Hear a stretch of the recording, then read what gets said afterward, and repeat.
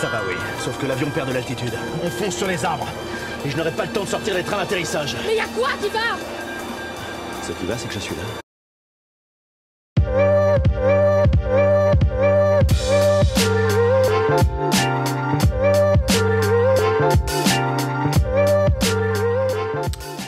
Et bonjour à tous et bienvenue sur la chaîne de l'Hexamone Crypto. Nous sommes le lundi 12 août 2024, il est 9h30. On va faire un point bien sûr sur les news, le Bitcoin et les altcoins. On démarre avec cette cryptomap qui est plutôt mitigée. On a un Bitcoin qui retrace, alors forcément les altcoins retracent avec lui. Du côté du Crypto Fear and Greed Index, on est de nouveau retourné dans l'extreme peur. Vous le voyez ici, on est à 25, donc on est clairement dans l'extreme peur. On va regarder les news. Il y a des choses assez intéressantes. Donc on commence directement avec le calendrier macroéconomique de la semaine. Donc on va avoir à partir de demain, donc le 13 août, le prix à la production. Et surtout, on va avoir mercredi 14 août, l'IPC Core. Donc ça va être très intéressant. L'IPC Core et l'IPC mensuel, ainsi que l'IPC annuel. Donc ça, c'est des indices importants par rapport à l'inflation. Donc on va voir si les indices sont intéressants. Eh bien, ça pourrait peut-être conforter le fait que au mois de septembre, eh bien, la Fed pourrait baisser ses taux d'intérêt. Donc on verra bien ce qui va être donné. Ça va être très intéressant à surveiller. Vous pouvez bien évidemment suivre le calendrier macroéconomique en direct sur mon site internet hexamonecrypto.fr. Alors, on a aussi Crypto Détente qui nous pousse un graphique intéressant. On voit que à chaque fois, eh bien en fait, quand on a un cycle haussier, on a toujours 3 bougies vertes, une bougie rouge. Et on voit qu'en général, la dernière bougie verte, c'est toujours la plus puissante. Donc regardez, 3 bougies vertes, la dernière qui fait des gros pumps. Donc en 2013, on a eu un énorme pump. Puis après, une bougie de retracement. Après, entre 2015 et 2017, 3 bougies vertes, puis le retracement. Et là, on a quoi ? Ici, on a eu 3 autres bougies vertes. Alors, c'est pas la dernière bougie verte qui a été la plus puissante. Et nous, en 2024, bah, regardez ça. Pour l'instant, on a eu 2023 et 2024 qui sont 2 bougies vertes. Donc, si on suit la logique, effectivement, on devrait avoir un 2025 qui est plutôt vert. Si possible, une grande bougie verte, ce serait juste exceptionnel. Bah, c'est effectivement ce qu'on attend. On attend effectivement le bull run pour 2024-2025. Donc, là, si on suit ce tracé, en tout cas, ça pourrait être le cas. Donc encore une fois, pas un conseil financier, mais c'est intéressant de voir effectivement la cyclicité sur le Bitcoin. Alors ça, du coup, on a un Bitcoin qui est ultra chirurgical. Il nous a formé un mouvement très intéressant. On va regarder ça juste après. Mais avant, on continue les news et on voit que le Venezuela bloque l'accès aux utilisateurs de Binance. Binance assure à ses utilisateurs que leurs fonds sont en sécurité. C'est parce que là-bas, effectivement, il y a un contexte troublé lié effectivement aux résultats contestés des élections présidentielles. Le gouvernement vénézuélien a bloqué l'accès à de nombreuses plateformes dont X, donc Twitter, Disney+, Signal, ProtonVPN et aussi Binance. Donc intéressant de voir. Alors effectivement, on sait que là-bas, c'est vrai que ça a été très très mitigé ce qui s'est passé effectivement avec Maduro. Écoutez, on va voir ce que ça va donner sur la durée. Est-ce que ça va rester bloqué à vie? Je pense pas. Je pense que c'est juste le temps que on sache un peu plus ce qui s'est passé. Est-ce que les élections ont été réellement truquées ou pas? Voilà. Affaire à surveiller de très très près. On a Goku qui nous montre effectivement qu'un utilisateur paye par erreur 90 000 $ de frais de gaz pour transférer 2200 Ethereum. Donc ouais, c'est quand même assez fou, hein. Au total, c'est 34 Ethereum qui ont été accidentellement dépensés pour transférer moins d'Ethereum. Je ne sais pas si vous vous rendez compte. Le mec a juste voulu transférer 2200 $ et il a dû payer 90 000 $ de frais. Donc ouais, toujours faire extrêmement attention de ce qu'on fait hein, quand on fait des transferts sur la blockchain. C'est toujours à surveiller, quoi. Et donc on va avoir ce soir Crypto Détente qui nous pousse le fait que on a Trump et Elon Musk qui seront en direct sur X, donc Twitter, pour une interview. Donc ça va se passer à 20h sur la côte Est sur le compte de Real Donald Trump. Donc pour nous en France, ce sera à 2h du matin, donc dans la nuit de lundi à mardi, donc cette nuit quoi. Allez, on démarre l'analyse technique, mais avant, je rappelle bien évidemment que tout ce que je vais dire dans cette vidéo n'est en aucun cas un conseil financier, c'est à vous de faire vos propres recherches et n'oubliez pas que le trading de crypto comporte des risques de perte partielle ou majeure. Alors on a un Bitcoin qui retrace et regardez, c'est exactement ce que je vous montrais tout à l'heure sur mon Twitter. En fait, je vous l'avais posté hier soir. D'ailleurs, n'hésitez pas de venir me rejoindre sur Twitter si vous voulez recevoir toutes mes news, toutes mes actualités. Regardez, on a un Bitcoin qui a fait un retracement hier et qui est revenu retester son haut du range. Regardez ça. On est venu retester comme on l'avait anticipé clairement dans ma vidéo d'hier matin, donc c'est pas réellement une surprise. Mais du coup, on n'a pas réussi au final à réintégrer, vous le voyez ici, cet ancien range. C'est-à-dire que là, avec cette belle bougie qu'on avait faite ici le 8 août, eh bien, on avait réintégré l'ancien range. Souvenez-vous, hein, cette grosse boîte violette, là, ce gros range conçu maintenant depuis maintenant plusieurs mois. Là, vous le voyez, tac, ce gros range, eh bien, on avait réussi à le réintégrer, eh bien, le 8 août. Malheureusement, qu'est-ce qui se passe? Vous le savez, il y a toujours un pullback, c'est-à-dire qu'on revient systématiquement retester le niveau clé pour voir s'il tient. Donc là, on est revenu le tester. Une première fois, ça a tenu. Une deuxième fois, ça a tenu. Comme je vous l'ai dit, on est en vue jour, donc en général, sur plusieurs jours, on reteste. Donc là, on a testé une première fois, une deuxième fois, ça tient. Malheureusement, la troisième fois, ça tient pas. Et qu'est-ce qui se passe? On a un Bitcoin qui chute et qui retourne chercher justement le haut de son ancien range. Regardez ça ici, c'est plutôt chirurgical. On est revenu retester le niveau clé que je vous avais donné hier, donc c'est-à-dire les 58 285 $ qui correspond ici au haut de l'ancien range, hein, parce que je rappelle que le Bitcoin avait formé ici, vous le voyez, un début de latéralisation, puis derrière il s'est mis à pump, et donc là au final c'est ce range qu'on revient retester. Donc là, il faut bien sûr comprendre que tant qu'on est au-dessus de ce haut de range, tout va bien. Hein. Ce petit retracement qui nous fait retomber à 58 000 $, il n'y a pas de souci particulier, on l'avait anticipé. Maintenant, le fait de revenir retester ces niveaux clés, moi je vous avais dit, c'est une très bonne chose. C'est une excellente chose même. Je vous avais dit, oui, on va avoir une chute, ça va faire mal, c'est vrai, mais c'est un mal pour un bien. Parce que je vous avais expliqué que là, on est en train de former une figure chartiste, soit en double bottom, c'est-à-dire comme ceci, soit on va former une tasse avec une anse comme ceci. Dans les deux cas, ce sont des figures chartistes de retournement haussier. Donc on avait besoin de cette chute, et même si possible, ce qui serait parfait, c'est de retomber ici en bas de range, voire même pourquoi pas chercher le dernier point bas, donc à 54 014.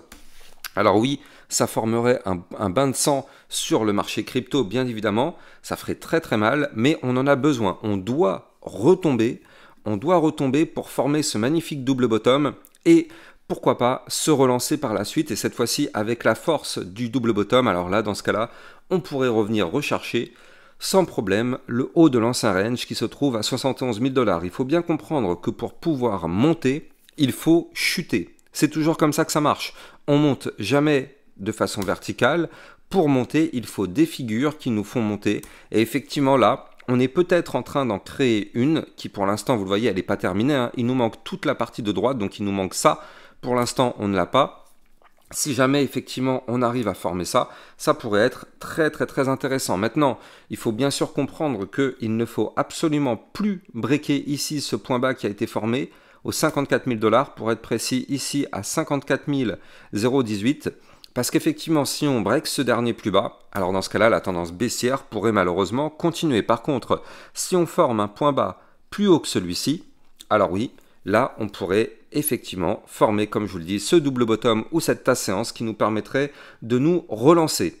Bien évidemment, là, ce haut de range, c'était une résistance incroyablement puissante. Malheureusement, on l'a perdu, mais voilà, avec la puissance d'un mouvement comme ceci, on pourrait pourquoi pas le retester, le casser et cette fois-ci aller chercher les résistances qui nous permettraient de remonter en haut de range, notamment pourquoi pas les 62 231, 63 264, 64 466, 66 956, 69 905 avant d'aller 69 005 avant d'aller chercher effectivement le haut du range. Donc là, pour l'instant, il faut garder en tête ce scénario.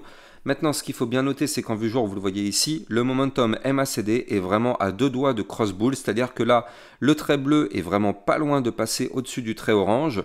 Donc là, ça pourrait se produire effectivement dans les prochains jours. Là, aujourd'hui, hier, on n'a pas réussi à le faire, mais vous le voyez, on est vraiment à deux doigts de le faire pour que les bears puissent perdre le contrôle et que ce soit les bulls qui reprennent la main du côté du momentum.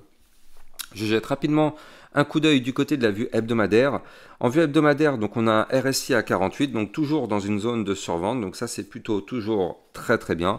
On voit que là, on a formé la clôture hebdomadaire ici sur un magnifique chandelier en doji. Donc c'est ce qu'on appelle un chandelier d'hésitation. On a une grande mèche en haut et une grande mèche en bas. Donc c'est un chandelier d'hésitation. On ne sait pas du tout quelle sera la prochaine direction. Donc c'est pour ça, d'où le fait, d'avoir formé ce doji. Maintenant, ce qu'on voit, c'est que les points bas sont de plus en plus hauts du côté du Bitcoin en vue hebdomadaire. Donc ça, c'est plutôt une bonne nouvelle aussi. Allez, qu'est-ce qui pourrait se passer dans les prochaines heures sur le Bitcoin? eh bien dans les prochaines heures, il pourrait y avoir effectivement une remontée. Pourquoi je vous dis ça? Parce que pendant tout le week-end, vous le voyez ici, on avait formé un range, on avait latéralisé pendant tout le week-end, on avait formé des bandes de Bollinger hyper compressées, donc on s'attendait à un mouvement de sortie important. Et d'ailleurs, c'est ce qui s'est passé, hein. Regardez, on a eu un mouvement de sortie tout de même, il faut le noter, d'environ 3,6%. Donc ça, c'était ce qu'on avait anticipé, il n'y a pas de surprise. Maintenant, qu'est-ce qu'on peut anticiper aussi? Eh bien, on peut anticiper la remontée. C'est-à-dire que là, on a cassé le range par le bas, donc on a cassé les 59 788 $ par le bas. Eh bien, qu'est-ce qui pourrait se passer, vu qu'en toute logique, le Bitcoin revient retester ses niveaux clés? Il pourrait se passer une remontée, ici, pour revenir rechercher, eh bien, tout simplement, le bas du range qui vient de breaker. Donc là, un retour aux 59 788 serait clairement quelque chose qui pourrait arriver dans les prochaines heures, prochains jours, pour former justement le pullback et retester la cassure pour voir si c'était une vraie cassure, auquel cas on pourrait chuter plus fort, ou si on arrive à réintégrer cet ancien range, et si on réintègre, alors vous l'avez compris, on pourrait avoir une belle petite remontada par la suite. Mais là, en tout cas, il est fort possible que le Bitcoin remonte pour aller chercher cette résistance clé, ce point clé qui justement nous permettrait de savoir si malheureusement on risque de continuer de chuter ou pas. Pour ça, il faudra voir ce qui va se passer quand on reviendra retester les 59 788 $. Donc là, vous l'avez compris, du côté du Bitcoin, toujours dans une instabilité la plus totale. On va voir si on réintègre ou pas. Si on réintègre, effectivement, ça risque de propulser toutes les altcoins vers le haut. Donc justement, on va en profiter pour regarder ce que nous fait notre Ethereum. Voilà, tac, tac, voilà, parfait. Donc là, on a un Ethereum aussi très intéressant. Avant de continuer, je rappelle que si vous voulez trader toute cette volatilité, vous pouvez utiliser mon lien de parrainage Binance qui vous permet de trader sur une plateforme validée en France parce que c'est une plateforme PSAN, donc il n'y a pas de risque de fermeture et ça vous permet aussi au passage d'avoir un petit bonus à vie sur vos frais de trading. Donc vous avez le lien bien évidemment en description de cette vidéo. Donc là, du côté effectivement de l'Ethereum, qu'est-ce qu'on voit? Eh bien on voit qu'on est en train de former potentiellement une sorte de tas séance ici. Sauf si on break le support qui se trouve à 2343 $, ici vous le voyez, si on break ce support, vous l'avez compris, malheureusement le scénario sera plutôt pessimiste, c'est-à-dire qu'on pourrait continuer de chuter pour aller chercher des points plus bas, notamment les 2146 ou encore les 2017, voire même les 1834 $. Ce sont des zones qui pourront être atteintes en cas de cassure du support des 2343 $. Par contre, tant qu'on est au-dessus de ce support, eh bien on a l'espoir d'une remontada parce qu'on a l'espoir de former soit là encore un double bottom posé sur ce support, ou soit peut-être le scénario qu'on est peut-être en train de faire, former une sorte de tasse ici avec une anse un petit peu à l'image du Bitcoin. De toute façon, toutes les cryptos reproduisent ce que fait le Bitcoin, hein, vous l'avez compris. Donc là on pourra avoir une tasse séance et effectivement remonter derrière. Donc là, dans tous les cas, vous l'avez compris, il faudra, si on veut reprendre de la force, casser la ligne de coup du pattern. La ligne de coup se trouve à 2686 $. Tant qu'on ne break pas ce niveau clé, inutile d'espérer quoi que ce soit du côté de l'Ethereum. Par contre, si on break, je suis en vue jour, donc si on fait une cassure jour au-dessus, alors oui, ça pourrait être très intéressant du côté de l'Ethereum parce qu'il pourrait se mettre à pousser vers le haut et faire une petite remontada. Donc les prochaines targets à venir récupérer, ce sera les 2900, voire même ici les 3124 $. Donc là, vous le voyez, on n'y est pas encore, mais ça va être clairement à surveiller. D'ailleurs, c'est pour ça que je vais me mettre une petite alerte. Comme ça, on pourra voir ce qui se passe. Allez, on va jeter un coup d'œil aussi, bien sûr, sur notre Solana. Où se cache-t-il? Voilà, il est là. Alors, du côté du Solana, effectivement, pareil. Scénario un petit peu similaire. Avant de continuer, je rappelle que si vous voulez recevoir encore plus de vidéos, j'ai le club Lexa Rocket dans lequel je vous fais plus de vidéos que ce que vous avez sur YouTube. Donc n'hésitez pas, si vous êtes intéressé, vous avez le lien en description de cette vidéo. Alors du côté du Solana, vous le voyez ici, on est en train de former là encore une sorte de double bottom. Vous le voyez, pour l'instant c'est pas encore formé, mais on a tout de même un point bas plus haut que le précédent ici. Donc ça c'est plutôt intéressant. Tant qu'on ne break pas ici, de toute façon, la zone des 141 $, c'est plutôt intéressant. Si on break ce niveau clé, vous l'avez compris, risque de chute pour aller chercher le support des 128 ou encore pourquoi pas du bas du range qui se trouve ici à 126 $. Donc ça c'est ce qui pourrait se produire si on casse par le bas ce point bas. Par contre, si on arrive à sauvegarder ce point bas, alors dans ce cas-là, le Solana pourrait remonter, pourrait revenir rechercher son haut de range ici à 160 $, et surtout, il faut absolument qu'on arrive à péter la ligne de coup du double bottom qui va se trouver à 163,24. Si on pète ce niveau clé, Alors oui, on a un Solana qui pourrait nous faire une belle petite poussée haussière de combien environ de 25%. Donc ça risque d'être vraiment très intéressant du côté du Solana si on arrive à former ce pattern. Alors pour l'instant, c'est pas encore le cas, mais ça pourrait clairement arriver dans les prochains jours si on a une remontée. Tout ça, bien évidemment, ça passera par le Bitcoin à la seconde où le Bitcoin crash. Bien évidemment, tout le marché crypto crash avec lui. Allez, moi j'ai plus qu'à vous souhaiter une excellente journée. N'oubliez pas de vous abonner à la chaîne YouTube si ce n'est pas déjà le cas. Likez, commentez, partagez. Et je vous dis à plus tard pour une prochaine vidéo. Ciao, ciao!